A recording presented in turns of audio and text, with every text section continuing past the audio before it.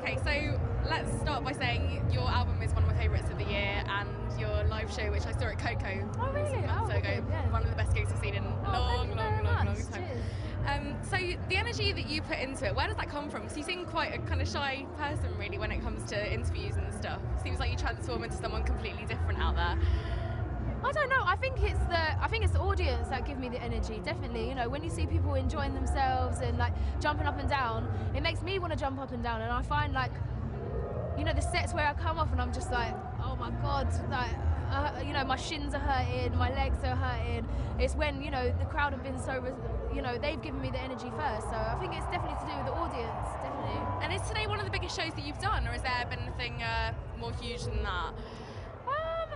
Yeah, I guess it's this is my first sort of season of doing festivals, really. So, but I'm having fun. Yeah, definitely. Cool. And it's a really exciting time at the minute for UK Funky, especially in the UK. Do you think that its name being kind of a dad word, I guess, funky's kind of like a word used by like 50-year-olds and stuff. Do you think that might stop it crossing over?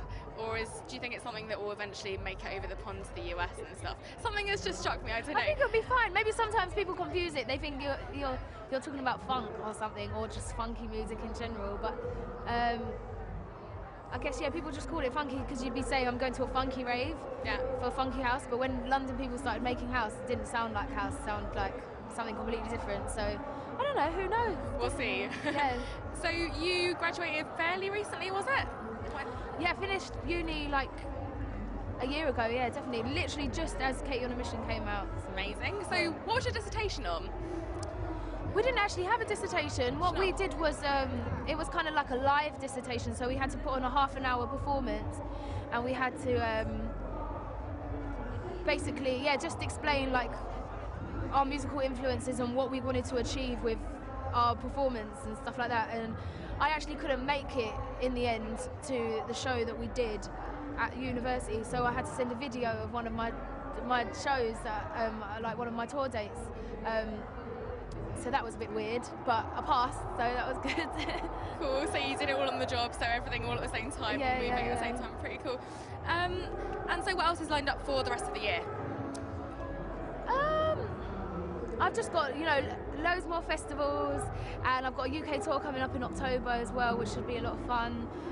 Just sort of getting loads of inspiration off of loads of people's shows. I'm definitely going to stick around to watch everyone's show today, and cracking on, really. And one last question is the thank yous that you do on your album. I've never heard anyone else do that before. Was that a tough one on whether to include it or not, or were you just instantly like, I just want to thank everyone, make sure everyone hears that?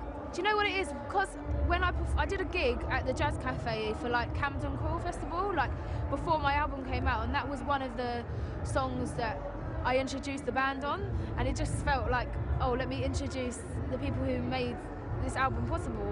And especially in this day and age when, you're downloading stuff from the internet, you don't get sleeve notes, It was really important to me, definitely, because Katy B, for me, it's not just me, it's like a whole team of different people that have made it work, and, it's a big collaboration between the people who've made it work, so I just wanted to make sure they got a big up. Cool. Okay, thank you so much.